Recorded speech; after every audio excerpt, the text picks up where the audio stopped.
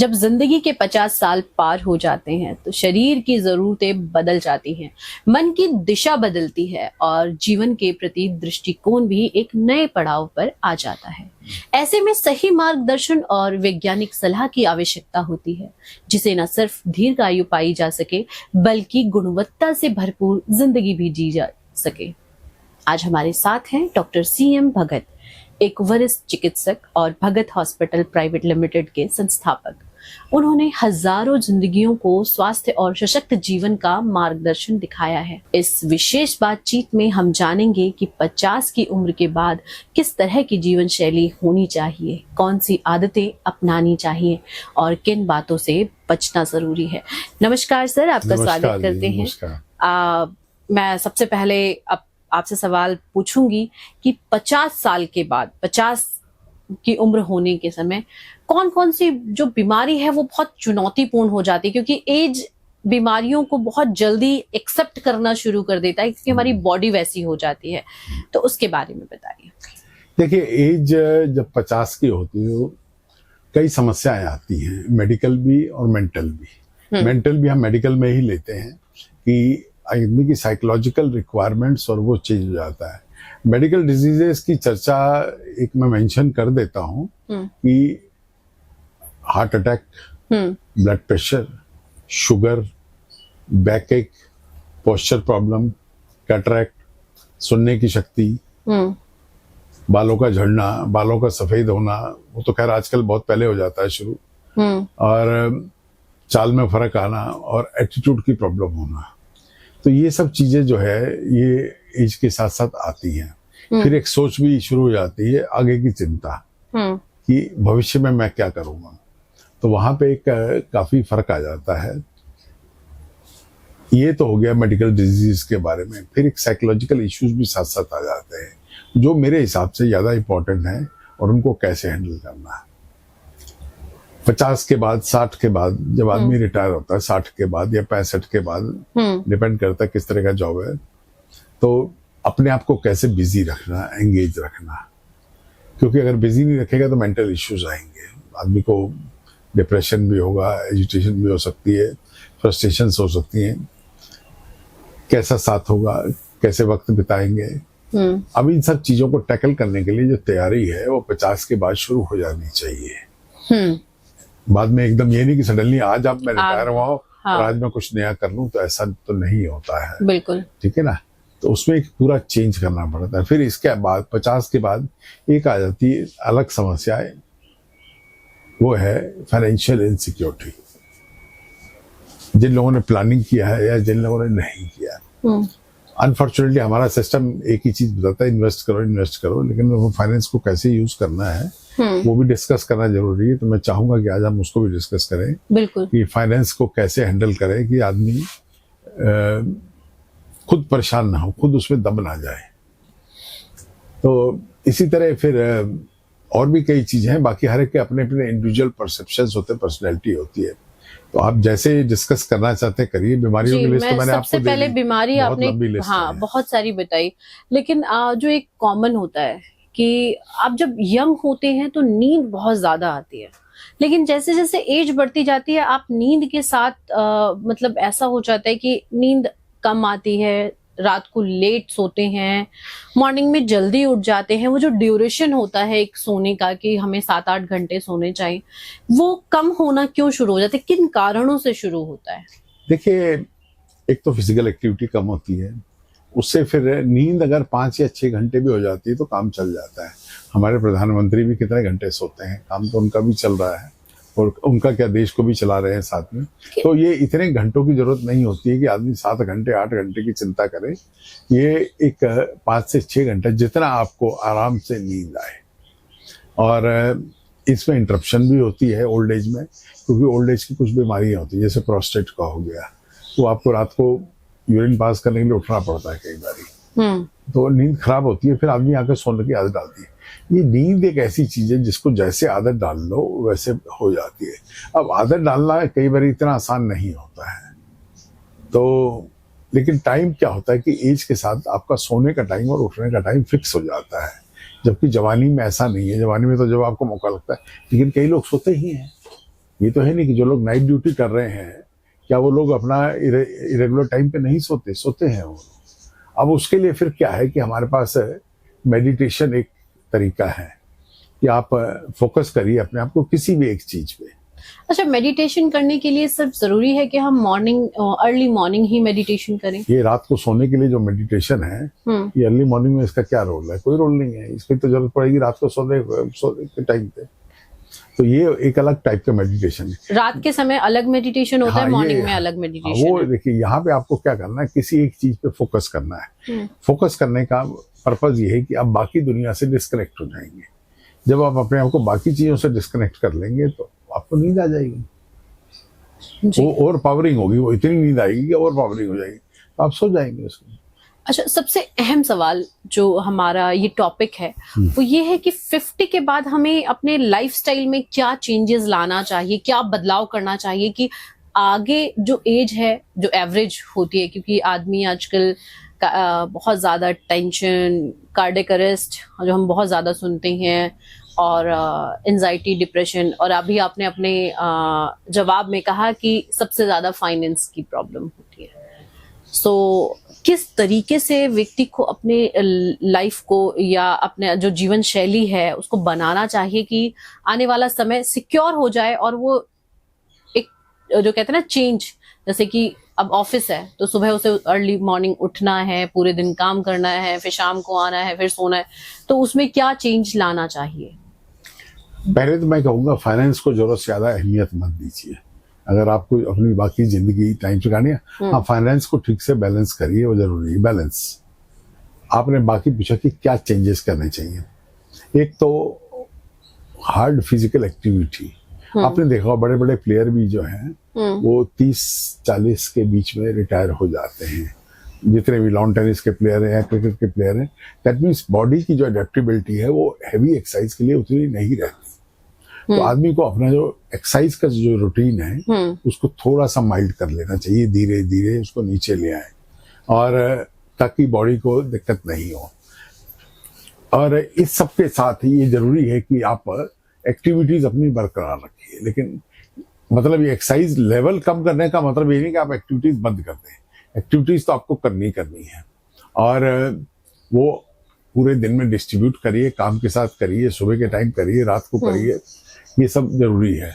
अब इसमें एक्टिविटीज रात को नींद आने के लिए भी एक जरूरी है कि आप खाना जो है टाइम से खाएं, और उसके बाद 2-3 घंटे एक्टिव रहें।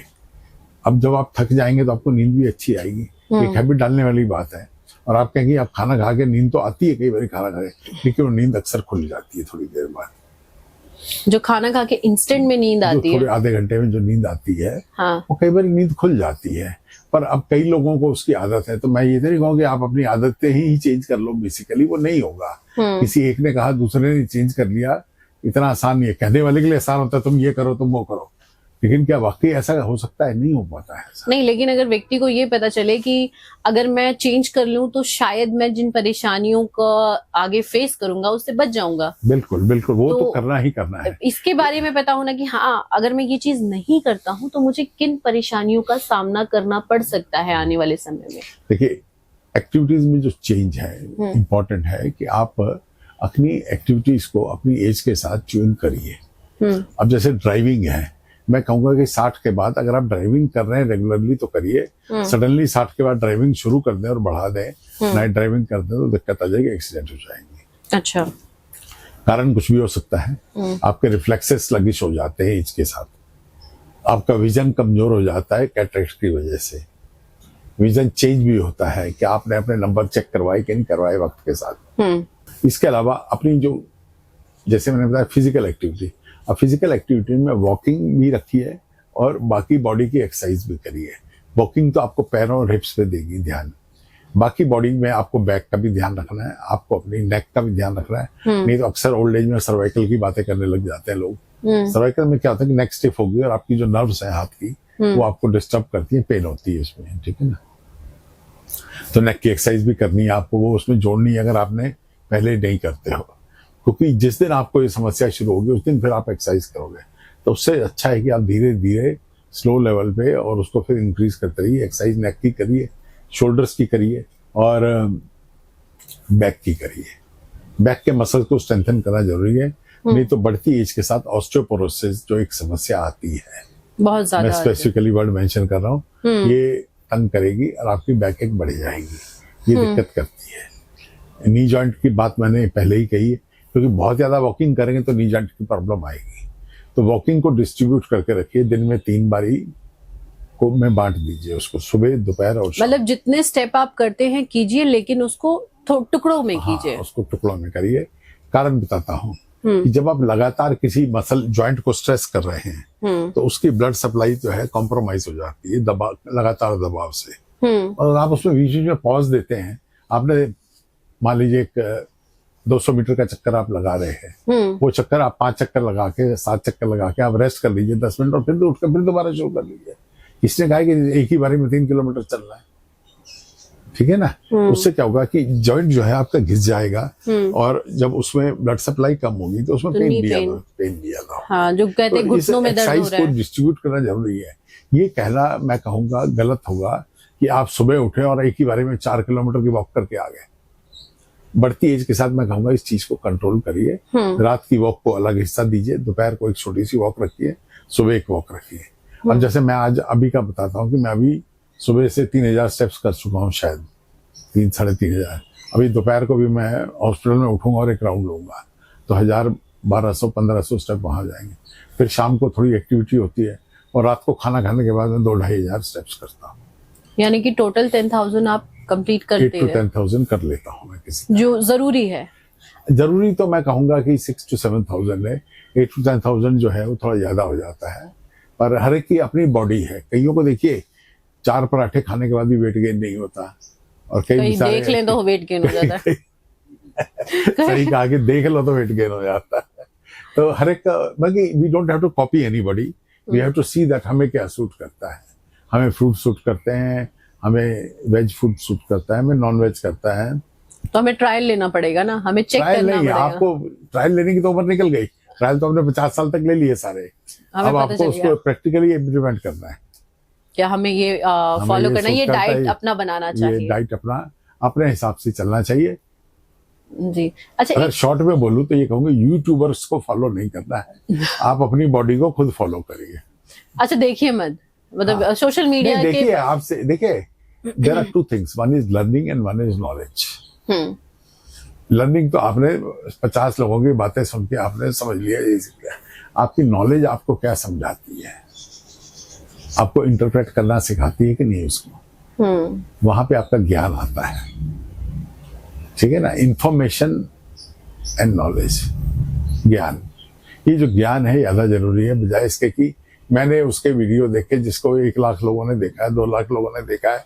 अरे भाई, तुम्हें नहीं सूट करता तुम उसको अप्लाई मत करना, दिक्कत आ जाएगी। तो हम बात कर रहे थे कि सर्वाइकल की एक्सरसाइज करने की, हम बात कर रहे थे बैक की एक्सरसाइज करने की। अब मैं एक बड़े इंपॉर्टेंट इश्यू पे आता हूँ, वो है shoulder exercise. Shoulder exercise, shoulder exercise. बढ़ती एज के साथ शोल्डर्स जो हैं वो नीचे आने लग जाते हैं और ये कमजोर हो जाते हैं। मेरे नहीं हुए, कारण है कि वेट्स करता हूं मैं रेगुलरली, उठाना। हाँ, शोल्डर की एक्सरसाइज बहुत सारी है, एक नहीं है। खाली वेट खाली उठाने से नहीं होता है, शोल्डर हग है, शोल्डर रोटेशन है, शोल्डर स्ट्रेचिंग है, बेंड करना है, इधर करना है, कई चीजें हैं। तो आपको रेगुलरली करना है, क्योंकि अगर आप कंधे सीधे करके आप बैठोगे या चलोगे या खड़े भी हो गए तो आपको कोई ज्यादा उम्र का नहीं कहेगा, और आपके कंधे ऐसे होंगे तो कोई भी आपकी पर्सनैलिटी से इम्प्रेस नहीं होगा। तो कंधे तो झुकने, हमारे खुद के लाइफस्टाइल पर भी तो डिपेंड करता है। हम कई लोग बहुत ज्यादा ऐसे नर्वस होके बैठे, कई लोग बहुत स्ट्रेट होकर के कंप्यूटर के सामने ऐसे बैठे रहते हैं। हाँ, अब उसका भी इलाज आ गया, बड़ा अच्छा इलाज आया, उसको बताऊंगा मैं। अच्छा, ठीक है ना, तो वो हमारे किसी और सेशन और किसी और पॉडकास्ट में बताएंगे आप। अच्छा, नहीं यहीं पे रखा है, मैं बता सकता हूँ, ऐसी कोई बात नहीं है। अच्छा, ठीक है, हम उसको भी ऐड करते हैं। इससे पहले मैं एक सवाल आपसे पूछना, शोल्डर का एक्सरसाइज में बार बार हर सेशन में मैंने बोला है कि must focus on your back, must focus on your gait. आपका जो स्पाइन सीधा रहना चाहिए। अगर उसमें दर्द नहीं है, दर्द है तो उसका इलाज कराइए, और शोल्डर्स को जरा चौड़ा करके रखिए, क्योंकि ये जो शोल्डर्स की चौड़ाई है ना जो आपकी, और पीछे रहना, ये जरूरी है। और ये आजकल के बच्चे जो कंप्यूटर पे 10-10 घंटे 8-8 घंटे बैठे रहते हैं, ऐसे ऐसे करते रहते हैं, सर्वाइकल की प्रॉब्लम आएगी, कंधों की प्रॉब्लम आएगी, बैक की प्रॉब्लम आएगी, स्टमक भी बाहर निकलने लगता है। हमने ऐसे तो खैर ये लोग बहुत कम खाते हैं। मैंने कंप्यूटर पे काम करने वाले मोटे कम देखे हैं। कंप्यूटर पे काम करने वाले मोटे कम होते हैं, वो तो कम देखे हैं, होते कम है ये मैं नहीं कह रहा हूँ, मैंने कहा कम देखे हैं।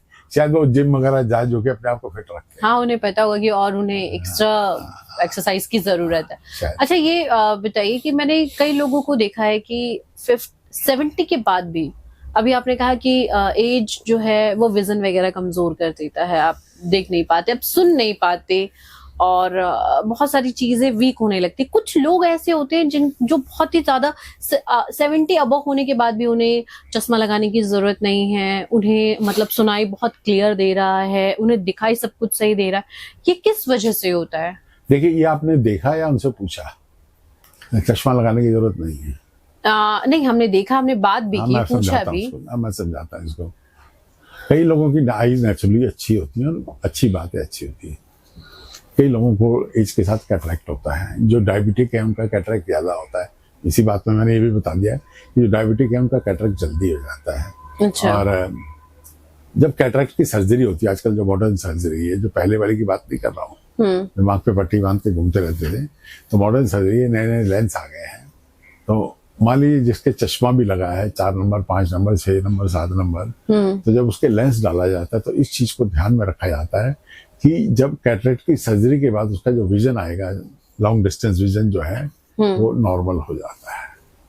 तभी मैंने आपसे ये प्रश्न किया कि उन्होंने आपको बताया, आपने देखा कि आदमी 70 75 80 का हो गया है, हाँ। और ये चश्मा नहीं डाल रहा है। ऑब्वियसली जब उसका विजन नॉर्मल हो गया तो चश्मा क्यों डालेगा?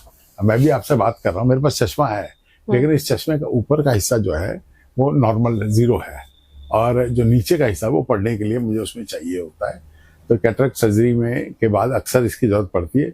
बाकी कई लेंस आ गए जिसमें ऊपर का नंबर अलग होता है, नीचे का अलग होता है। तो बहुत रेयर होगा कि मतलब 80 अबव लोगों को का जो विजन है वो स्ट्रांग हो। कहीं ना कहीं देखिए, कैटरेक्ट की सर्जरी जब करा लेते हैं तो उसके बाद लाइफ बेटर हो जाती है। और मैं यही कहूँगा कि जो करा सकते हैं करवा ले, पोस्टपोन नहीं करें, क्योंकि cataract is the single largest cause of blindness in India.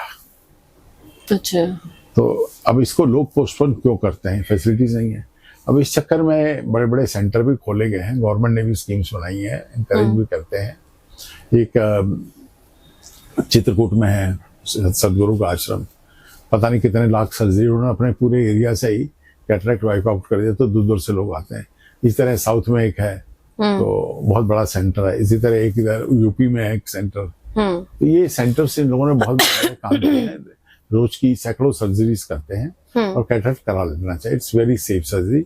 अखबार में एक आध न्यूज को लेके हंगामा जो कर देते हैं, वो थोड़ा सा कई बार पॉइंट आउट तो करना चाहिए। जिनका विजन कमजोर है उन्हें चले जाना चाहिए, करवा लेना चाहिए। जिनको कैटरेक्ट है, अच्छा, जिनको कैटरेक्ट है करवा लेना चाहिए, उसके बाद विजन ना जाए। मेरा नंबर मैं आपको बताऊं, एक स्टेज पे 10 के आसपास था, और अभी? आज मैं आपसे, अब मेरे को ठीक है। अच्छा।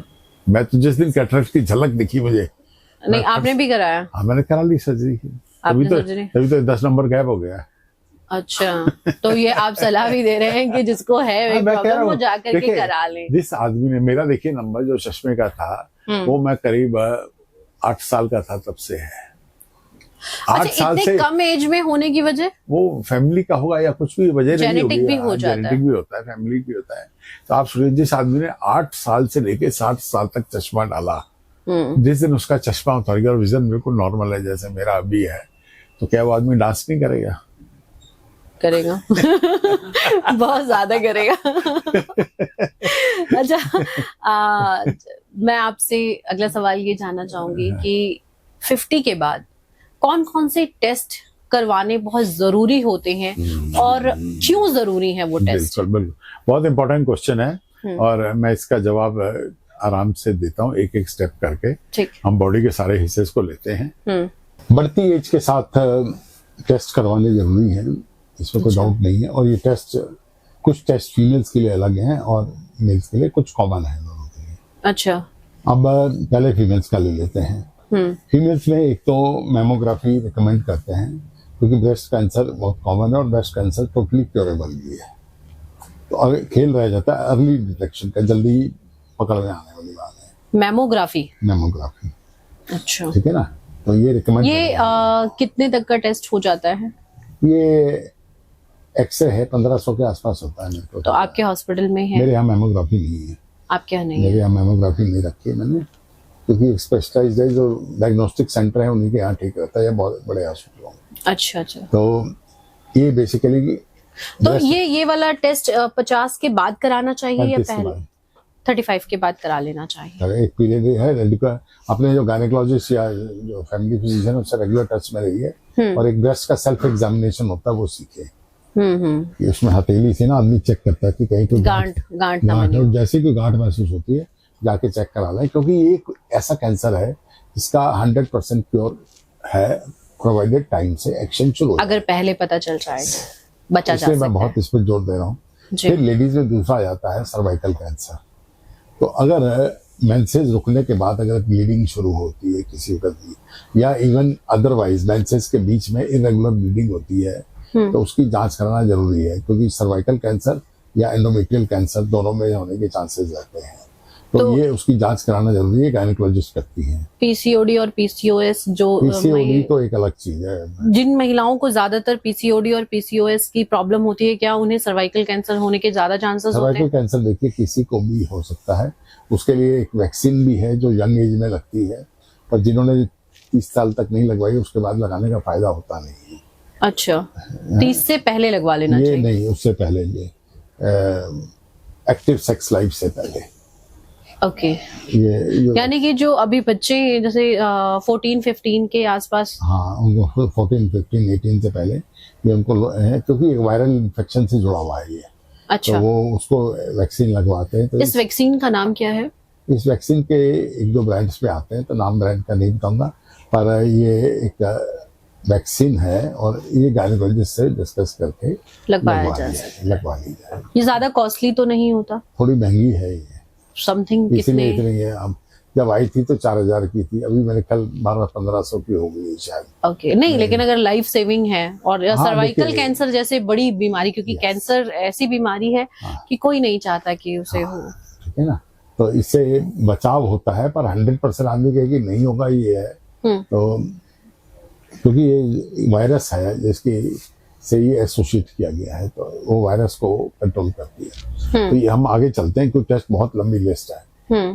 ये हो गया। बाकी डायबिटीज के लिए रेगुलर शुगर का चेकअप कराना है, बीपी रेगुलर चेकअप कराना है, कैटरेक्ट डेली करना चाहिए? नहीं, डेली नहीं, लेकिन बीपी जो है दिन में 3 टाइम का आपके पास रिकॉर्ड होना चाहिए। यानी कि मशीन खरीद के रख लो अपने पास? तो जरूरी नहीं है खरीद के रख लो, वो भी ठीक है, पर उनकी नॉर्मल लेवल पे एक्यूरेसी ठीक होती है।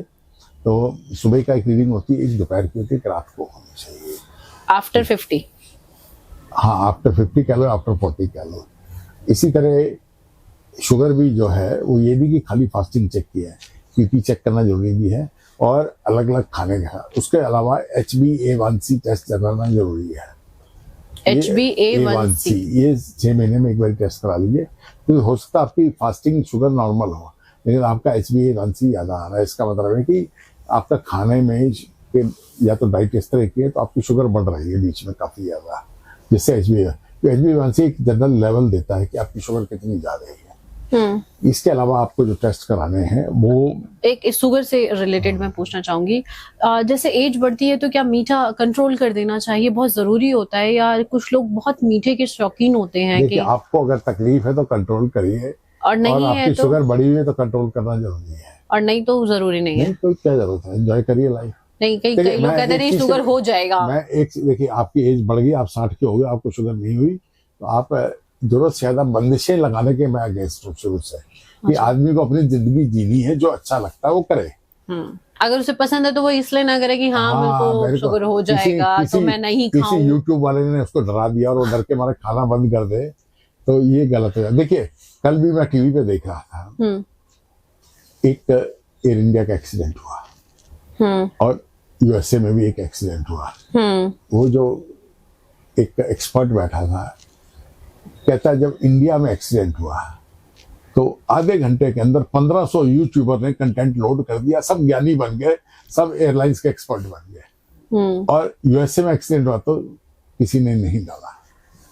ये थोड़ी सी एक समस्या पैदा हो गई हमारे यहाँ ना, यूट्यूबर करके जो है कि क्या आधे घंटे के अंदर इतनी न्यूज, इतना उधर मटेरियल डिग आउट करके इधर उधर से अपने सब एक्सपर्ट हैवक बन भी हो गए। जाता है इससे, हैं? हैवक पैदा हो जाता है व्यक्ति के अंदर। पैदा होता ही है। ये आप गलत इन्फॉर्मेशन फैला रहे हैं ना। अब हुआ क्या, पायलट्स बड़ी प्रोटेस्ट कर रही है, ये लोग प्रोटेस्ट कर रहे हैं, ये कर रहे हैं, तो आप आने दीजिए, इंक्वायरी होने दीजिए। इसी डेथ हुई है, सीरियस इशू है, पूरा प्लेन क्रैश हो गया, बहुत सीरियस इशू है, सबके लॉसेज हुए हैं, कंपनी ने करोड़ों रुपए में पेमेंट किया है, लॉस उनका भी हुआ है, उनके पायलट्स गए हैं, पायलट्स की डेथ हुई है, एयर होस्टेस की डेथ हुई है। तो आप एक हैवक क्रिएट नहीं करिए। आप तो भूल जाओगे थोड़े दिनों बाद, जो उसकी फैमिली को साइकोलॉजिकल टेंशन होंगी वो कौन झेलेगा। तो one has to act very responsibly. मैं यही कहूंगा, मैं थोड़ा सा यूट्यूबर्स के अगेंस्ट इसलिए हो गया हूँ कि they don't act responsibly, they want to just have their audience. अब वो ऑडियंस करने के चक्कर में कई बार ना उल्टी सीधी मसाले, अनवेरीफाइड न्यूज। अब वो एक एग्जांपल मैं पहले भी शायद दे चुका हूँ कि स्कूल बस का यहाँ से कोई कॉलोनी से निकली और एक्सीडेंट हो गया, अब किसी न्यूज चैनल में चला गया, अब वो एक से सब में फैल गया, अब वो हेडलाइंस बन गई थोड़ी देर में कि 10 बच्चे मर गए, 12 मर गए, 15 मर गए, ये मर गया, सब पता नहीं, सबके फिगर्स अलग अलग थी हर चैनल पे। अब पेरेंट्स का क्या हाल हुआ होगा? पेरेंट्स तो परेशान। अरे जिंदा मार दिया आपने उनको कि तुम्हारा बच्चा मर गया, बस में 25-30 तो सारे बच्चे थे, और बाद में बच्चा एक नहीं मरा था, एक या शायद एक मरा था, एक या दो। तो आप थोड़ा सा रेस्पॉन्सिबली एवरीबॉडी शुड एक्ट बिना किसी ठोस सबूत के, या मतलब एक आपके पास साक्ष्य होना चाहिए कि नहीं आप देख रहे हैं कि हाँ ये मरा है, तो आप बोले कि हाँ ये मर गया, अदरवाइज नहीं। मैं तो फेसबुक पे भी अगर कई बार देखते हैं तो ऐसा ही पता चलता है कि जो व्यक्ति नहीं मरा उसका भी वो छाप के और कर देते हैं, फिर अगले दिन करेक्शन छोटी सी डाल देते हैं, चलो छोड़ो उसको, हम आ जाते हैं अपने मेडिकल उसमें कि शुगर की बात हो गई, ब्लड प्रेशर की बात हो गई, अब हम सीरियस इश्यूज पे आ जाते हैं। मेल्स को प्रोस्टेट के लिए चेक कराना चाहिए, अल्ट्रासाउंड कराना चाहिए, 5 साल में एक बारी या 2 साल में एक बारी अल्ट्रासाउंड, पेट का अल्ट्रासाउंड कराइए, प्रोस्टेट के लिए अल्ट्रासाउंड कराइए, ठीक है। अच्छा। और बोन डायस्टोमेट्री करा लीजिए अगर आपको बैक एक रहती है। और बैक एक होने की सबसे ज्यादा, क्योंकि फीमेल्स में तो वेट और बहुत सारे ऑस्टियोपोरोसिस, और यहाँ कई बार स्ट्रेन हो जाता है, ठीक है ना, या वेट लिफ्टिंग का तरीका ठीक नहीं है। हाँ। और ये वेट लिफ्टिंग वाला मिस्टेक तो सब कोई करते हैं। आप कभी ट्रेन में गए हैं, रात को सोते हैं, चप्पल रखते हैं नीचे रख के, थोड़ी सरक जाती है, सुबह आप उठते हैं, फिर आप झुकते हैं, फिर आप बल खाते हैं और वो चप्पल नीचे से ढूंढने की कोशिश करते हैं। ये वही खतरनाक क्वेश्चन है। तो इसमें स्पाइन क्या होता है ना, ट्विस्ट होके और वो डिस्क उसकी बाहर आ जाती है।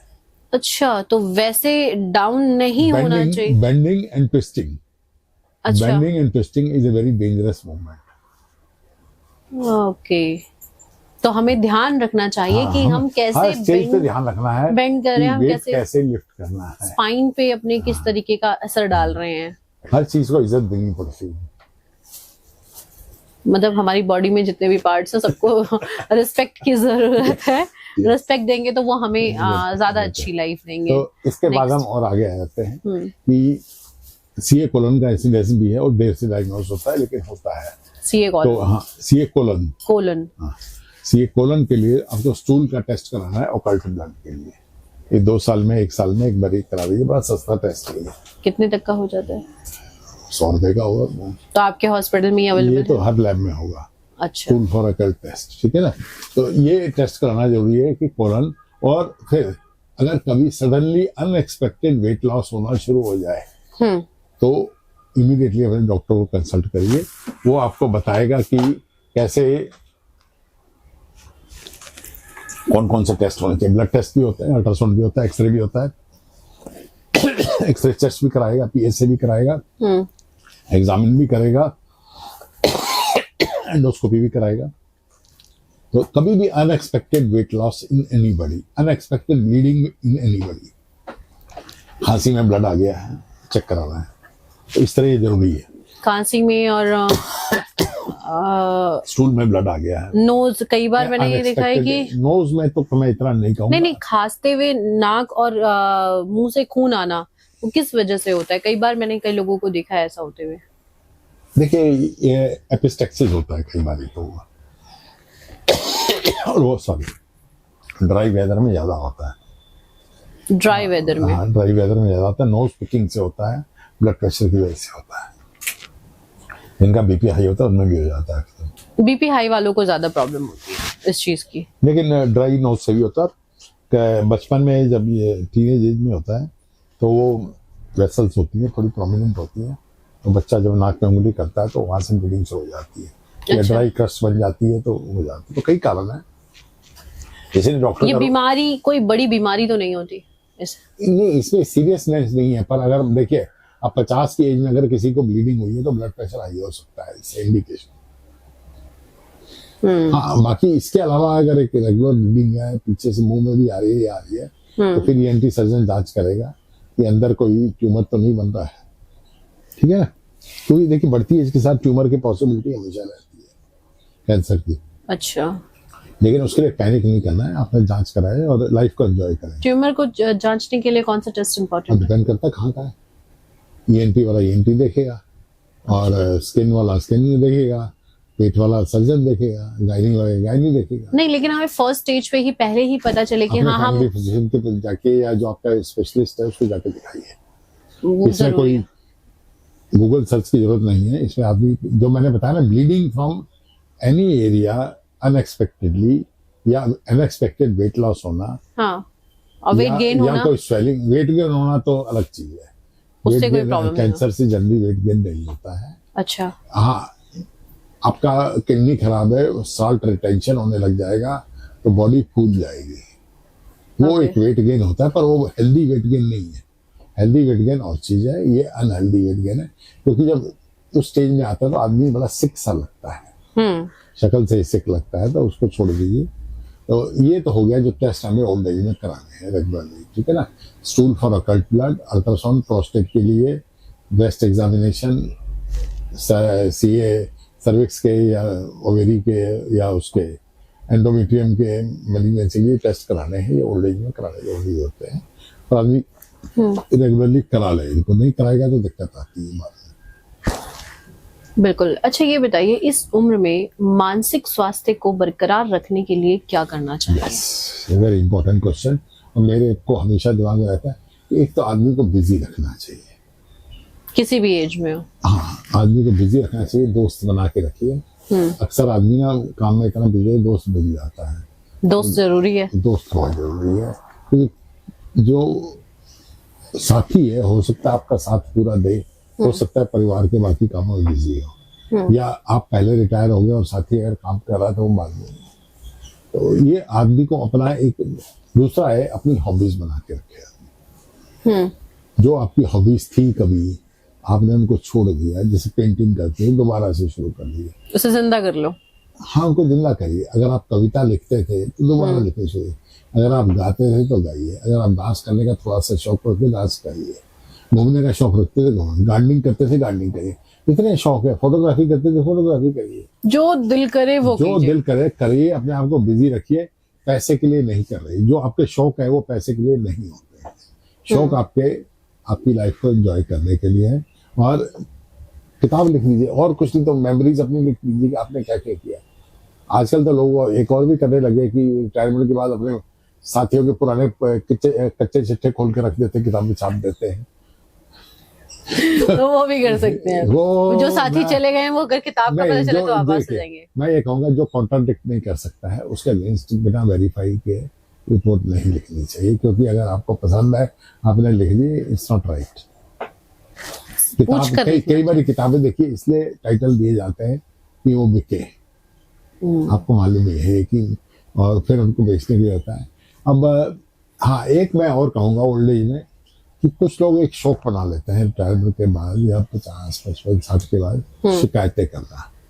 बच्चों की नहीं, किसी की भी, सोसाइटी में किसी की भी शिकायत। तो ये अलग अलग डिपार्टमेंट्स में कंप्लेंट्स भेजते रहते हैं लोगों की। ये भी लोगों ने कुछ ने शौक बनाया, मुझे मालूम है। बट और एक थैला लेके चलते हैं, देखो मैंने इसकी शिकायत की, मैंने ये काम रुकवा दिया, मैंने वो रुकवा दिया। Now this is a negative activity. Negative activity आपके दिमाग को सुकून नहीं देगी कभी भी। तो काम वो करें जिससे जो कि पॉजिटिव हो, आप किसी की मदद करिए, आप किसी को सपोर्ट करिए। काम सोसाइटी में इतने काम करने को है कि आप सोच नहीं सकते। गरीब बच्चों को पढ़ाना, उनको स्कूल छोड़ के आना। देखिए अब बहुत सारी लेबर, हमारे जो स्कूल चलते हैं गोदोली के, एक समस्या है कि बच्चों को घर से स्कूल कौन लेकर हो जाए, निकालना जरूरी है घर से। अब ये भी एक छोटा सा काम है। और स्कूल जब खत्म होता है तो उनको घर छोड़ने के नॉन प्रॉफिट काम है। आपको आपकी वॉक की सैर भी हो जाएगी और आप बच्चों को पढ़ाइए, बच्चों को पेंटिंग सिखाइए, बच्चों को गार्डनिंग सिखाइए, बच्चों को पौधों में एंगेज रखिए, बच्चों को एक्सकर्शन पे ले जाइए। क्योंकि देयर इज एंडलेस लिमिट। एक सोच की बात है कि क्या हमको हर चीज में प्रॉफिट देखना है या बिना प्रॉफिट के भी हम सोच सकते हैं, और क्या हमें सेल्फिश अपना एटीट्यूड रखना है। अब कई लोग अपने बहुत भी रखते हैं, लंगर लगाए रखते हैं, लेकिन सड़क किनारे नहीं लगाइए प्लीज, वो थोड़ा गंदगी ज्यादा डाल देते हैं, मुश्किल कर देते हैं, पत्थर खिला देंगे और ये वो, और उन लोगों को खिलाने का फायदा क्या जो वैसे खाना खा लेंगे। तो लंगर इज नॉट इम्पोर्टेंट। नहीं, मैं तो सड़क पे जब गंदगी देखता हूँ, पहली समस्या तो मुझे दूर से दिख जाती है, आधा किलोमीटर से, कि आगे ट्रैफिक जाम है, इसलिए कि कोई लंगर या कोई वो शिविर लगा के बैठा है और वहां पे ट्रैफिक रोक के लोगों को जबरदस्ती पानी पिला रहा है। अब मेरा तो आधा घंटा देखिए ट्रैफिक जाम हुआ, मैं परेशान हुआ ना, हमारे लिए तो दिक्कत हो गई। हमारे तो वो काम वो करिए जो सोसाइटी के लिए रियली पॉजिटिव हो, और कुछ नहीं। तो देखिए मैं ये भी जानता हूँ बहुत सारे लोग डोनेशन देना चाहते हैं, लेकिन वो इसलिए नहीं देते कि दे आर नॉट श्योर जो वो दे रहे हैं क्या वो सही जगह इस्तेमाल हो रहा है। Exactly. ये एक बहुत बड़ा इशू है, ठीक है ना। तो ये भी है। तो हम बात कर रहे थे कि ओल्ड एज में और क्या करना चाहिए, घूमने की बात होगी, खुशी, हाँ, कि ताकि वो अपनी खुशी को बरकरार रखे। व्यक्ति अगर खुश रहेगा तो वो बीमार कम पड़ेगा। लाइफ को यूजफुल समझे अपने लिए और सोसाइटी के लिए, दोनों के लिए। अच्छा, अभी जितनी भी बीमारी आपने बताई, कहीं ना कहीं उसका कारण ये है कि व्यक्ति मानसिक रूप से परेशान है, इस वजह से वो बीमार हो रहा है। अगर वो मानसिक रूप से स्वस्थ रहे तो ये प्रॉब्लम नहीं होगी। बिल्कुल बिल्कुल। तो इम्पोर्टेंट यहाँ पे ये है कि आपको ट्रीटमेंट की जरूरत नहीं पड़ेगी अगर आप खुद को खुश रखें। बिल्कुल। अगर आप खुद के लिए सोचें, स्टे एंगेज्ड व्यक्ति। और ये भी मैंने देखा है कि व्यक्ति करता रहता है, कभी अपने बच्चों के लिए, कभी उनके बच्चों के लिए, वो करे जा रहा है कि और ज्यादा और ज्यादा और ज्यादा, और खुद पर ध्यान नहीं देता। पेरेंट्स ज्यादातर ऐसा करते हैं आज के समय में भी। कुछ पेरेंट्स ऐसे हैं कि चलो हमने अपने बच्चों की लाइफ बना दी, अब हम उनके बच्चों की बना देते हैं। तो ये चीज भी इम्पैक्ट डालती है। देखिए बच्चे का वाला जो इशू आपने रेज किया ना, थोड़ा सा ट्रिकी है। मैं चाहूंगा हम कभी अलग सेशन में लें इसको, कि आपने बच्चों के लिए किया, करते हैं, हर माँ बाप चाहता है, हर जानवर चाहता है, माँ बाप नहीं, हर जानवर चाहता है ये। लेकिन आदमी क्या है, ये थोड़ा सा ज्यादा कर देता है। और जब अब अपनी एज बढ़ गई है तो बच्चा तो चिड़िया की तरह होता है, घरौंदे से उड़ जाता है, घरौंदा खाली हो जाता है। जब घरौंदा खाली हो जाता है तो आप परेशान होते हैं। तो उतना ही इन बच्चों के साथ, अपने बच्चों के साथ लगा रखिए।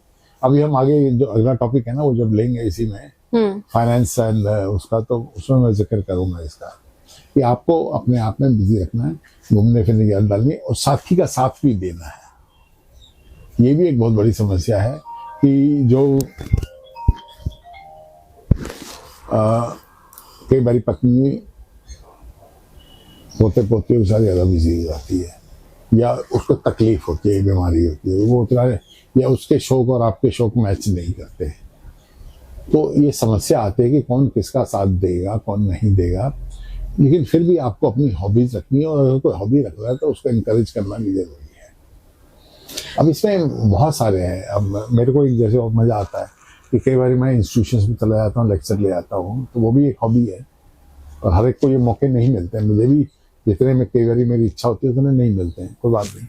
तो ये एक इम्पॉर्टेंट चीज है कि आदमी अपने आप को इंगेज रखे, और ये स्टेज जो है ये जल्दी ही 50 के बाद 60 के बाद इसको शुरू कर ले अपने आप को बिजी करना। अच्छा, एक उम्र के बाद वेट कम होना शुरू हो जाता है, जैसे 50 के बाद हमने देखा है कि क्या मेटाबॉलिज्म की वजह से कि हाँ, इसमें ऐसा होता है कि देखिए कि एक तो बॉडी की एक्टिविटीज कम हो जाती हैं और भूख कम लगती है, खाता कम है, और दूसरा आदमी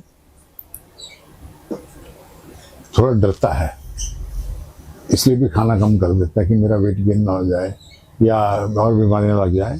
बाकी अगर रेगुलर हैं तो कई लोग फिट भी रखते हैं और कई लोग अपने आप को फिट करने के चक्कर में वेट लॉस कर लेते हैं और ज्यादा कर लेते हैं, जो नुकसानदेह होता है। नुकसान तो खैर क्या होना उसमें, लेकिन जब तक आपकी बॉडी को एसेंशियल न्यूट्रिएंट पूरे मिल रहे हो वो नुकसान वेट लॉस कभी नहीं करेगा। ये जरूर कहूँगा कि न्यूट्रिएंट मिलना जरूरी है, यानी बॉडी को एक कार्बोहाइड्रेट चाहिए, एक प्रोटीन चाहिए, एक फैट चाहिए, लेकिन इनके साथ जुड़े जुड़े विटामिन चाहिए, मिनरल्स चाहिए, कैल्शियम चाहिए। तो आदमी नेचुरल सप्लीमेंट्स, और ये एक मैं कहूँगा बहुत बड़ी इंडस्ट्री बन गई थी एक स्टेज पे, अभी भी है कि मल्टीविटामिन प्रिस्क्राइब करना, ये करना, प्रोटीन करना, पर मैं कहूँगा जो नेचर ने आपको दिए हैं सीजनल फ्रूट्स, सीजनल वेजिटेबल्स, उनको यूज करिए और वो आपको सप्लीमेंट देंगे। और नेचर में एक जो चीज आजकल बहुत ज्यादा चल रही है वो है मोरिंगा या सहजन की पत्ती, ये बहुत अच्छा न्यूट्रिएंट है। अच्छा, अगर मैं आपसे जानना चाहूंगी कि मान लीजिए पेड़ है और पेड़ से उस पत्ते को तोड़ते हैं, क्योंकि एक तो हमें मार्केट से मिल रहा है, दूसरा ये कि हम खुद उसे पाउडर बना रहे हैं। लाइक हमको पेड़ मिल गया, हमने पत्तों को सुखाया और उसको ड्राई करके और देन इनटेक करना शुरू किया, तो क्या वो उतना बेनिफिट करेगा जो हम आप मोरिंगा की बात कर रहे हैं? जी, मोरिंगा देखिए एक ऐसा पेड़ है, उसको समझना जरूरी है कि it is one of the fastest growing tree. उसको कोई केमिकल डालने की जरूरत नहीं पड़ती है, हाँ, वो अपने आप ही भाग लेता है बड़ी स्पीड से, बल्कि उसको काटना पड़ता है। अगर आप नहीं काटोगे ना तो बढ़ता जाएगा, 50-60 फुट तक चला जाएगा और ऊपर से आप पत्ते नहीं तोड़ पाओगे। हाँ। और दूसरा ये था कि जिस दिन हवा तेज चलेगी उस दिन वो टूट के गिर भी जाएगा और उसके बाद जड़ से भी उड़ जाएगा, कि उसकी जड़ भी मजबूत नहीं होती। But it is full of nutrition. 70-80 चीजें उसमें आपको मिलती हैं, तरह तरह के अमीनो एसिड्स, विटामिन, ये वो। तो मैं तो उसको बहुत रिकमेंड करता हूँ, ताजी पत्ती को भी खा लीजिए। और जो बने हुए हैं ये देखिए, पत्ती में इसमें एक तरीका होता है कि it should be shade dried, sun dried नहीं होनी चाहिए। अच्छा, ना हॉट ओवन में ड्राई होनी चाहिए, शेड में आप उसको सुखाइए पत्तियों को टांग के, और वो सूख जाए, उनको झाड़ के उनको पाउडर बना दें। दूसरा होता है कि अगर आपके घर में पेड़ लगा है तो हरी पत्तियां ही डायरेक्ट, हरी पत्तियां देखिए, हर पत्ती में ना 90% 95% पानी होता है। कैलकुलेशन बता रहा हूँ, ठीक है ना।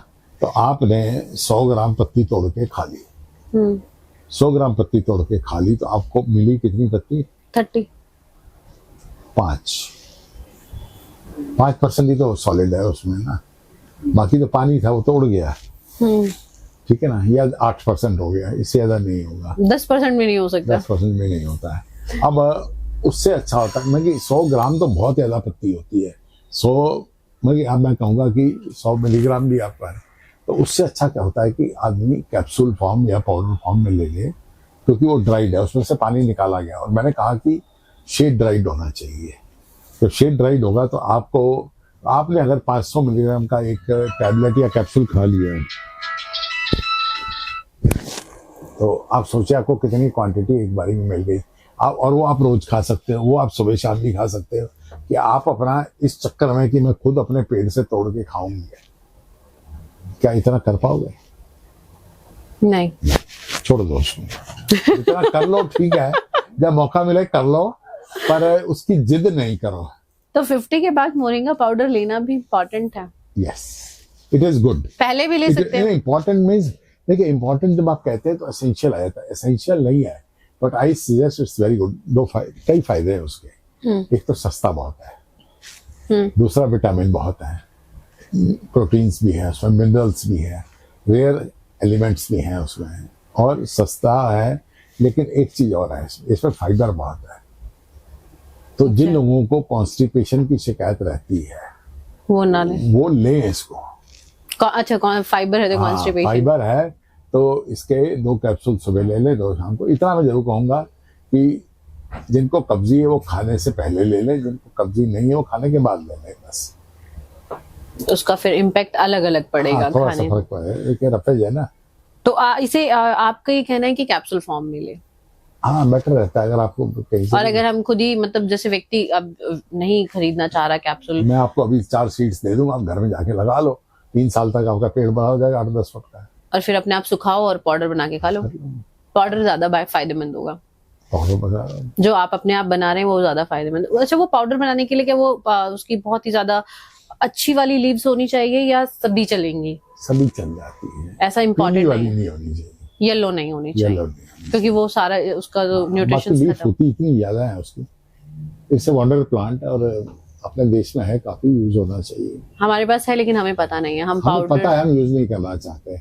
हम जो केमिकल्स लिखे नहीं, जाते हैं बहुत लोग तो सिर्फ इसलिए खाते हैं कि चलिए वो सांबर में डल रहा है तो खा लिया। तो ड्रम स्टिक है वो, ड्रम स्टिक है वो, लीफ नहीं है। मैं लीफ की बात कर रहा हूँ अभी मैं। तो ड्रम स्टिक भी तो फायदा करता है। ड्रम स्टिक का अलग फायदा है, उसमें वो है, लेकिन लीव्स के अलग फायदे हैं। ड्रम स्टिक का फाइबर आप खा नहीं पाओगे, इतना हार्ड हो जाता है वो। अच्छा, आपने देखा ना वो सांबर के बीच में से आप धागा निकाल देते हो। हाँ हाँ हाँ हाँ, तो फाइबर तो निकल गया ना उसका। ओके, तो बेहतर है कि आप लीव्स पे ज्यादा डिपेंड का रोल लीफ का है और ड्रम स्टिक का रोल अपना है। ड्रम स्टिक टेस्ट के लिए भी होती है, ड्रम स्टिक फायदा भी है। किसी बीमारी के लिए भी फायदेमंद है? ऐसा अभी तक कोई खास एविडेंस आया नहीं है। बस फिट रहने के लिए ठीक है। फिट रहने के लिए। और एक देखिए, आप सस्ते से सस्ता मल्टीविटामिन कैप्सूल भी एच कंपनी के ले लें तो वो 20-25 रुपए का, 30 रुपए का, 50 रुपए का, इतने का तो मिलेगा ही। 100 का भी हो जाता है। आप ये मोरिंगा के कैप्सूल लोगे ना तो आपको जल्दी 2-2.5 रुपए के मिल जाएंगे। अच्छा, और वो बेनिफिट भी करेंगे। तो बेस्ट ये वाला है, नेचर भी है। ओके। अच्छा, हम लोग बात कर रहे थे मेंटल हेल्थ की। फाइनेंस की अब आई, मेंटल तो हो गया। मेंटल हेल्थ की बात हो रही थी, अब हम आते हैं फाइनेंस पर। तो फाइनेंस में फाइनेंस जो है वो किस तरीके से व्यक्ति को और ज्यादा जल्दी बूढ़ा कर देता है, कमजोर कर देता है, बीमारियों की चपेट में ला देता है? फाइनेंस एक जनरल स्टेटमेंट नहीं दूंगा जैसे आपने दिए। फाइनेंस सबको स्ट्रॉन्ग भी कर सकता है, फाइनेंस सबको वीक भी कर सकता है। आपने सारी उम्र अपनी पीएफ और ग्रेचुटी इकट्ठी की और जब आप रिटायर हुए, आपके बच्चों ने आपकी सेवा की और आपने, बेटे तू ये ले ले मेरे से, मैं इसका क्या करूंगा, तू अपना बिजनेस कर। बेटे ने बिजनेस किया या अपना कुछ प्रॉपर्टी बनाई या कुछ है, और उसके बाद जब तक अगर उसने प्रेम से आपको रखा या नहीं रखा, अब नहीं रखने की स्थिति में भी आपको बहुत बड़ा झटका लगता है कि अब आप क्या करोगे। एक शॉक होता है, डिप्रेशन आता है, गुस्सा भी आता है, कोर्ट केसेस भी होते हैं, सब कुछ होता है। और दूसरा ये है कि बच्चा आपका ध्यान रख भी रहा है, लेकिन उस परिवार से किसी ने आपको कुछ ऊंच नीच वाली एक भी बात कह दी, 2 कह दी, तो आप उसको दिल से लगा के बैठे होंगे। मैंने तो इतना किया और मेरे को ऐसे मेरे को देखो क्या बोल दिया बहू ने या बेटे ने क्या बोल दिया है। मैंने तो ऐसा नहीं सोचा था। मैं तो अपना सारा पीएफ और ग्रेचुटी जितना फंड मैंने सेविंग इकट्ठा किया, पूरी मेहनत तो मैं एक सलाह तो सबको देता हूँ कि please don't surrender your old age savings to your children. You may will for it, you may use it, but आप उनको अपने जीते जी उनको मत दो। आपकी मिट्टी पलीत हो जाएगी। आपके बच्चे बहुत अच्छे, मैं ये नहीं कह रहा आपके बच्चे खराब है, आपके बच्चे बहुत अच्छे हैं, लेकिन वक्त का क्या कराता है ये नेवर नो। अच्छा, दूसरी बात, अब मैं खुद 70 का हूँ, तो अक्सर फोन आते हैं, क्योंकि मैं चाहता हूँ डायलॉग उस तरफ जाए, तो अक्सर जो फोन आते हैं कि ये स्कीम वो स्कीम, तो पहले तो शुरू में मैं गुस्सा करता था, आज से कई साल पहले, अब मैं हंस देता हूँ। तो मैंने कहा बच्चे, मैं सेविंग नहीं करता हूँ, नहीं करनी चाहिए, बट क्यों करनी चाहिए, नहीं बच्चों के काम आएगी। मैं क्या, बच्चों को मैंने पढ़ा दिया, बच्चों को अपने पैरों पर खड़ा कर दिया, अब मैं उनकी सेविंग की चिंता क्यों करूंगा। अब तो मैं खर्चा करूंगा अपने पे, और अपने पे खर्चा करने में जो डिप्रेशन दूर होता है ना, जो मजा आता है, तो वो करना चाहिए। अच्छा, अपने पैसे को व्यक्ति आजादी से खर्च कर सकता है, उसे ये नहीं है कि मुझे कोई बोलेगा। अब बच्चे के पास जाकर के कहेंगे कि देना भाई, थोड़े पैसे दे दो, जरूरत है, क्यों, किस लिए, क्या करना है, आज नहीं दूंगा कल दूंगा, आपको बुरा लगेगा। हाँ, कि भैया ये तो दे ही नहीं रहा, और आप टेंशन और परेशानी में आ जाएंगे और वो बीमारी की वजह बन जाएगी। अपना पैसा अपने पास रखिए, एंजॉय करिए, अपने पे खर्चा करिए। सेविंग बहुत जरूरी है, सेविंग जरूरी है, सेविंग सिक्योर रखना भी जरूरी है, और सही स्कीम्स में इन्वेस्ट करना। लेकिन ये सब आपको 60 से पहले करना है, 60 के बाद नहीं करना है, 60 के बाद खर्चा करना है, एंजॉय करना है। हमने तो कह दिया है, जितना कमाया 25-50% तो अपने पे खर्च करके जाऊंगा। सही बात है, ये जरूरी भी क्यों ना करूं, मुझे बताइए, क्यों ना मेहनत की है, क्यों ना करूंगा। मैं बाकियों को भी ये सलाह देता हूँ। ठीक है, हर एक की लेवल अलग अलग होते हैं, हमसे बहुत रिच लोग भी बैठे हैं, हर एक का अपना एक शेयर होता है जो करना है। लेकिन इतना याद रखिए कि आपको अपनी जिंदगी एंजॉय करनी है, बच्चों ने अपनी जिंदगी एंजॉय करनी। आपकी ड्यूटी थी उनको पढ़ाना, वैसे चिड़िया की ड्यूटी होती है बच्चों को उड़ना सिखाना और दाना खाना। जब वो पिंजरे से अपने घोंसले से उड़ के बाहर चले जाते हैं बच्चे, चिड़िया उनकी परवाह नहीं करती, ना बच्चे परवाह करते हैं। वापस आके कभी चिड़िया को, किसी बच्चे को देखा माँ से मिलने आ रहा है, लेकिन माँ उनको तब तक पढ़ाती। ये एक बेसिक एनिमल वो है, इंस्टिंक्ट है, जो चलती है और जो चलती रहेगी। अच्छा, व्यक्ति की जो चाह है कहीं ना कहीं वो भी परेशान करती है कि पैसा है, बहुत अच्छी लाइफस्टाइल है, अब मुझे ये चाहिए, वो उसके लिए स्ट्रेस ले रहा है, भाग रहा है, दौड़ रहा है। यहाँ पे ना उसका ये जो एजुकेशन और धर्म का ज्ञान और बाकी चीजें समझ में आनी चाहिए उसको। और जरूरत से ज्यादा किसी चीज को, अब मैं कहूँ जी मुझे बड़ी गाड़ी चाहिए, मुझे क्यों चाहिए बड़ी गाड़ी? मैं तो छोटी सी अपनी गाड़ी लेके घूमता रहता हूँ, उसी में खुश हूँ, क्योंकि भीड़ में वो सबसे आगे निकल जाती है, मेरा ट्रैफिक में जो टाइम वेस्ट होना कम होता है। नहीं, उनके साथ ज्यादा होता है जो नंबर 1 आते हैं, उनको ये लगता है कि नंबर वन हर चीज में नंबर 1। देखिए, हर चीज में नंबर 1 एक ऐसी चीज है जो डिस्टर्ब करती है, और ये तो मैं कहूँगा किसी को नहीं होना चाहिए। एक, हर एक चीज में नंबर 1 आने की कोशिश नहीं करिए। दूसरा, लाइफ में फेलियर जो है वो 60 पे नहीं सीखनी। फेलियर तो आपको 15 साल, 16 साल, 10 साल, 18 साल, 20 साल भी सीख लेनी चाहिए। कि एक फेलियर का झटका तो आदमी को सीख लेना चाहिए, तभी तो आदमी 60 के झटके की जरूरत महसूस नहीं करेगा, क्योंकि उस समय उसके पास उतनी ताकत नहीं है, उतना एफर्ट नहीं लगा सकता कि वो अपने आप को अब संभाल सके। 14-18 में पेरेंट्स भी मदद कर देते हैं, होता ही है।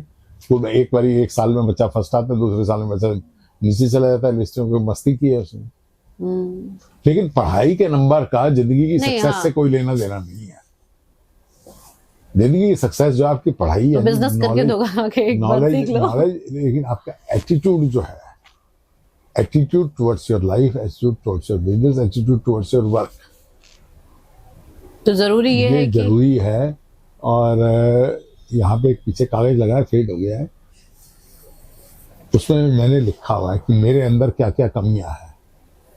हमें अपनी कमी खुद लिखनी है, ये सबसे मुश्किल काम नहीं है। नहीं, मुश्किल तो है, पर वो इंट्रोस्पेक्शन या करना या अवलोकन करना बहुत जरूरी है, तभी तो आप उसको ठीक करेंगे। आपकी गलती दूसरे देख के हंसे, वो ठीक नहीं है। नहीं, लेकिन आप अपनी गलतियों को निकालेंगे कैसे? हमें तो पता ही नहीं चलता कि हम गलत हैं। तो थोड़ा सोचना पड़ता है, और यहीं से आप लोगों से कम्युनिकेट करते हो। आपके साथ आसपास ऐसे लोग होने चाहिए जो आपको बता सके। तो जो बताएगा उससे तो लड़ाई हो जाएगी। ये तो आपका एटीट्यूड है कि आप सुनने की शक्ति नहीं रखते, और बताने वाले का तरीका भी होता है कैसे बताता है। मेरे पास तो लोग आते हैं, हाँ, मेरे को अपनी कमी ढूंढने में दिक्कत लगी है, पर लोगों को तो मैं प्यार से समझाता हूँ, और जिसको समझाता हूँ उसको बुरा नहीं लगता है। ये कहने का एक तरीका होता है। जैसे मेरे को अपने इंटरव्यू में भी कई बातें मैंने सडनली टोक के मैंने बताया है, तो मुझे नहीं लगता किसी को बुरा लगेगा, वो शब्द बुरे लगेंगे। हाँ, ये बच्चों वाली बात जो मैंने कही है, इस पे हो सकता है कुछ लोगों को एतराज हो, क्योंकि कुछ लोग इस पे बहुत रिजिडली चल रहे होते हैं कि हमें बच्चों के लिए ये करना, ये करना। लेकिन याद रखिए, चिड़िया का बच्चा जब घोंसले से बाहर चला जाता है, वो मुड़ के वापस नहीं आता है। और वो भी ये कहा जाता है। और यहाँ तो आदमी तो ये है, हमने तो पढ़े पढ़े लिखे लोगों को देखा है कि जो विदेश बच्चों को भेज देते हैं, और फिर वो बच्चे माँ को 1 वे टिकट भेजते हैं कि घर में डिलीवरी होने वाली तो आ जा, क्योंकि वहां पे आया में नहीं मिलती है। और फिर ये चली जाती है पति को छोड़ के 3 महीने के लिए, 6 महीने के, प्रोफेशनल है, 3 महीने 6 महीने के लिए वहां जाके आती है। फिर जब उनकी इच्छा होती है तब रिटर्न टिकट बुक करते हैं। और वो प्यार में करती है कि बच्चा है वो हमारा। ड्यूटी समझती है। वो तो इंडियन मदर्स की तो आदत ही होती इंडियन नहीं सबकी है, पर इंडियन से कुछ ज्यादा हमको हाँ मातृत्व ममता ये सब ज्यादा सिखाया है, पर चलता है। लेकिन यहाँ पे अब एक एस्पेक्ट तो ये होगा कि वो गई, नहीं, एक पिता और स्ट्रांग हो जाता है और अपने। दूसरा एस्पेक्ट होता है ये पीछे बेचारा जो अकेला बैठा है, ये क्या करेगा? या किसी क्लब में जाके दारू पिएगा, या किसी आश्रम में जाके कीर्तन करेगा, या घर में डिप्रेशन में जाएगा, या टीवी में सीरियल देखता रहेगा, या क्या करेगा बताइए? किसी के साथ घूमने जाएगा और साथी बनाएगा क्या जिंदगी में? और अगर कोई नया साथी बना लिया और वापस आके झटका लगा तो फिर क्या करोगे? मुसीबत खड़ी हो जाएगी ना। तो आदमी लाइफ को बैलेंस करना बहुत जरूरी है, कि आदमी बैलेंस के साथ ही चले, वो बहुत जरूरी है। अच्छा, एक सवाल मेरा बहुत इम्पोर्टेंट मुझे जहां तक लगता है कि आपके अकॉर्डिंग, क्योंकि आप डॉक्टर हैं और आपके पास पेशेंट्स भी आते हैं, आपके हॉस्पिटल्स हैं, तो सबसे ज्यादा बीमारियों की चपेट में मेल का रेशो होता है या फीमेल का रेशो होता है? बराबर है, फीमेल आती कम है, मेल ज्यादा आते हैं। अपनी बीमारी को छिपा लेती है या सेक्रीफाइस कर देती है। एक लेडी को तो मैंने एग्जांपल में उसको आगे भी दे चुका हूँ, उसको बहू की डिलीवरी हो रही थी। मैंने कहा मिसेज जैन इधर आओ जरा, डिलीवरी हो जाए। मैं कहा पहले आप अपनी सेहत बताओ, आपका चेहरा बता रहा है कि आप ठीक नहीं हो। हाँ नहीं, मुझे कल रात से पेट में दर्द हो रही है, but she will not tell, क्योंकि उन्हें अपनी बहू का दर्द, क्योंकि वो माँ है। लेकिन बच्चा इस बात को नहीं समझता। अब इसी परिवार का किस्सा बिना नाम लिए बता रहा हूँ, जैन तो मैंने बोल दिया है। बच्चे इस बात के लिए लड़ रहे थे कि मेरी बहू की तो नॉर्मल डिलीवरी हुई थी, तो उसमें खर्चा बाप ने दिया था, और दूसरे बहू की सिजेरियन से हुई तो उसका खर्चा भी बाप ने दिया। तो वो कहा जो बैलेंस है वो मुझे दे दो आप। मतलब मेरी नॉर्मल हुई तो कम लगा, और जो उसमें ज्यादा लगा तो आप वो दीजिए, जो बैलेंस मुझे दे दो। भाई तो अपने बहू की, अपनी वाइफ की डिलीवरी का पैसा खुद खर्च कर, ये कौन सा तरीका है कि तो बाप से मांग रहा है कि तो इस तरह की चीजें भी होती हैं। तो देखिए, मैंने एज ए डॉक्टर, मैंने सोसाइटी में, अभी तो मैं कम इंटरेक्ट करता हूँ, मैंने बहुत इंटरेक्ट किया है, मैंने देखा है। नहीं ऐसा आपको इससे पेनफुल एक्सपीरियंस जिनको याद करके दुख होता है इंसानियत पे। सीजेएचएस के मरीज अपने माँ बाप को भर्ती करके गायब हो जाते हैं, ऐसा गवर्नमेंट ने देना है। गवर्नमेंट परेशान है, इतना बड़ा बिल क्यों बना दिया 70 साल के आदमी का, 80 साल के आदमी का। तो वो बीमार है तो बनेगा ही। अब वो पर बेटा बहू देखने तो आए उसके, बेटियां देखने तो आए उसको, तो 6 दिन तो आते नहीं है। हाँ।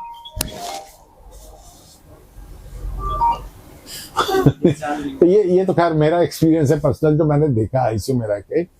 और नहीं, मैं ये सवाल आपसे इसलिए पूछ रही हूँ कि महिलाएं जो होती हैं ना, औरतें जो होती है, उनको ये देखा है कि बच्चों के लिए, पति के लिए वो स्टार्टिंग से डेडिकेटेड बहुत होती हैं। अपना खाना नहीं खाएंगी, उनको खिलाना है, उनका टाइम खराब नहीं होना चाहिए। वो 10 बजे उनका नाश्ता है तो नाश्ता करना है, अपना नहीं पता कि हमें कब नाश्ता करना है। हमारे बच्चे का हो गया, अच्छा बच्चे को स्कूल से लाने का टाइम है, अब उनका खाना बनाना है, खुद के लिए समय नहीं है। तो कहीं ना कहीं ये बीमारी का कारण होता है, और ये फीमेल्स को समझना चाहिए कि आने वाले 50 के टाइम पे ये एक बैलेंस होना जरूरी है। जैसे मैंने आपको बताया था कि मैं सुबह अपनी पोतियों को छोड़ने रोज स्कूल जाता हूँ, मेरे को ड्यूटी है, इट्स वेरी प्लेजेंट ड्यूटी, ठीक है ना। कभी एक आध दिन नहीं होता तो मैं बताया था, बंदे में अरेंजमेंट्स, पर हर चीज का एक बैलेंस होना जरूरी है। आपको कहीं मैं अपने सारे काम छोड़ के मोहल्ले के बच्चों को सबको छोड़ने जाऊं, लेने जाऊं, तो वो गलत हो जाएगा।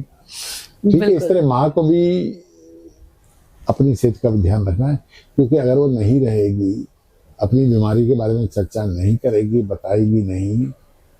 उस लेडी के अपेंडिक्स निकला था, जिसका मैं बता रहा था, पेट में दर्द था, पेट में दर्द था, रात से लेके घूम रही है। मैं उसकी शक्ल देखी, क्योंकि मेरी आदत है मरीज का शक्ल देख के तो पहले बीमारी बता देते हैं। बताओ या नहीं पता तो चलता कि नॉर्मल है कि नहीं है। एक देखने की जरूरत होती है। ठीक है, ये फेस से, एक्सप्रेशन से पता चल जाता है कि व्यक्ति कितना तकलीफ। ये इस केस में तो और भी इंटरेस्टिंग वाकया हुए थे। तो ये आदमी को बाद में प्रॉब्लम हो गई थी, थोड़ी सी कैंसर हो गया था और बीपी बढ़ गया था। बीपी बढ़ गया था तो वो परेशान था ये बच्चों की इन्हीं हरकतों से। तो मैंने हंसते हुए कहा कि एक काम करो, हरिद्वार में जाके फ्लैट ले लो, यहाँ से भाग जाओ तुम, क्योंकि इस माहौल में आपको तकलीफ रहेगी। इलाज तो कराओ, पर ये जो बीपी और ये टेंशन है। वाकई आदमी 6 महीने बाद आया, कहता डॉक्टर साहब मैं सुखी हूँ, मैं हरिद्वार चला गया, बीच बीच में आता हूँ, बच्चों को मिल जाता हूँ। तो जो बात मैंने मजाक में कही थी उसने एक्चुअली इम्प्लीमेंट कर दी and he told me he is happy now. अच्छा, आपने जब हमारा इंटरव्यू शुरू हुआ था तब आपने बताया था कि पोस्चर को सही करने, जो लोग कंप्यूटर पे बैठ के काम करते हैं जिनका ये सही नहीं है, उसके लिए आप बता रहे थे कि क्या करना चाहिए। तो अब आप मुझे ये बताइए ताकि जो देख रहे हैं उनको भी बेनिफिट। नहीं, वो ग्रे कलर का जो पड़ा ना, देखिए मैं कंपनी का ब्रांड नेम नहीं दिखाऊंगा, अमेज़न पे मिल जाता है। ये बेल्ट है, बड़ी अच्छी लगी मुझे, थोड़ी सी देखने में बड़ी कॉम्प्लिकेटेड लगती है, पर ये जब आप बांधते हैं ना तो ये हिस्सा जो है आपकी पीठ को सीधा रखता है और ये हिस्सा आपके कंधों को पीछे खींच लेता है। तो आप ना चाहते हुए भी ऐसे स्ट्रेट होके बैठ, अकड़ के बैठोगे तो ये सबसे इम्पोर्टेंट है। ये और जब हम इससे अच्छा एक्सरसाइज है, अपना पोस्चर ठीक करें, ये एक यूजफुल डिवाइस है और मिल जाती है इजीली। अच्छा, तो ये जो भी चेयर पे बैठ के काम के लिए भी अच्छी है और अच्छी। अच्छा, ये बताइए जैसे कि हम जब रिलैक्स होके बैठते हैं तो डाउन हो जाते हैं कि हम रिलैक्स हैं, और जब हम ऐसे करते हैं तो ऐसा नहीं कि वो पेन कर रहा है, बट ये है कि ऐसा लग रहा है कि हम एक मतलब फॉर्मल तरीके से बैठे हुए हैं कि हम सीधे दिखें, स्ट्रेट दिखें। तो क्या ये बहुत इंपॉर्टेंट है कि हम स्ट्रेट होके ही बैठें? क्योंकि जब हम रिलैक्स होते हैं तो धीरे धीरे डाउन होना शुरू हो जाता है, ये कंधे झुकने शुरू हो जाते हैं। आपने कहा कंधे मत झुकाने चाहिए। कंधे, आप जब किसी मीटिंग में हो, पार्टी में हो, सीधा तो रहना चाहिए। एकदम ऐसे करके बैठे हो, स्लाउच करके सोफे में बैठे हो, तो जहाँ पे आप पार्टी में गए हो क्या अच्छा लगेगा? इम्पैक्ट के तौर पे देखें तो गलत है, अगर बॉडी के अपनी सेहत के हिसाब से देखें तो भी गलत के हिसाब से आपको टोन बना के रखनी है बॉडी की, एक्सरसाइज करते रहना चाहिए। आप इंटरव्यू खत्म होता है तो मैं आपको कुछ चीजें दिखाता हूँ। अच्छा कि कैसे हमें ध्यान रखना चाहिए। एक तो मैंने दिखाई दिया आपको जी। डॉक्टर भगत, आपने हमें 50 के बाद महिलाओं और पुरुषों को क्या करना चाहिए इस बारे में बहुत ही विस्तार से बताया, और ये भी बताया कि कौन कौन से टेस्ट बहुत जरूरी हैं, महिलाओं के लिए कौन से टेस्ट जरूरी हैं, कौन सी गंभीर बीमारियों से बचने के लिए पहले से क्या करना चाहिए, अपने डॉक्टर से कंसल्ट करना चाहिए, अपने अगर जो आपके पर्सनल अपने डॉक्टर्स हैं उनके पास जाइए, अपनी प्रॉब्लम्स बताइए, और सबसे इम्पोर्टेंट कि अगर आपका सडनली वेट कम होने लगे तो ये इंडिकेशन है कि आप डॉक्टर को जरूर दिखाएं, क्योंकि वो किसी गंभीर बीमारी की ओर आपको लेकर जा रहा है, तो वो ध्यान रखना है आपको। सो आपने अपना, मैं लास्ट में कुछ और भी जोड़ना चाहूँगा। जिन लोगों को हेयरिंग प्रॉब्लम है और जिन लोगों को कैटरेक्ट प्रॉब्लम है, प्लीज नाइट में ड्राइविंग नहीं करें। ओके। और हेयरिंग का तो ठीक करना बहुत जरूरी है कि हेयरिंग से क्या होता है कि आपको सुनाई नहीं दे रहा, दूसरा बोल रहा है, एक बारी बोलेगा, दूसरी बारी और जोर से बोलेगा, तीसरी बारी चिल्ला के बोलेगा, चौथी बारी चिढ़ के बोलेगा, फिर झगड़ा होगा। अच्छा, तो इसलिए इम्पोर्टेंट सेफ्टी के लिए भी जरूरी है।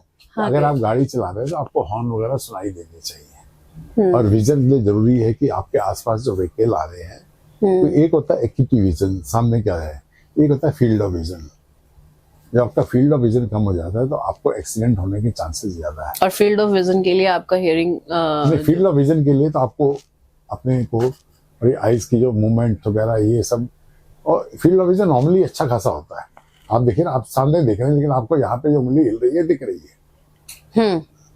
आप नहीं, मुझे ये भी पता चल रहा है कि हाँ इस तरफ क्या है, इस तरफ क्या है, इस तरफ कुछ है। तो ये ओल्ड एज में ना कई बार ये प्रॉब्लम आती है, रेटिना की प्रॉब्लम आती है। तो हम स्ट्रेट ही देख पाते हैं।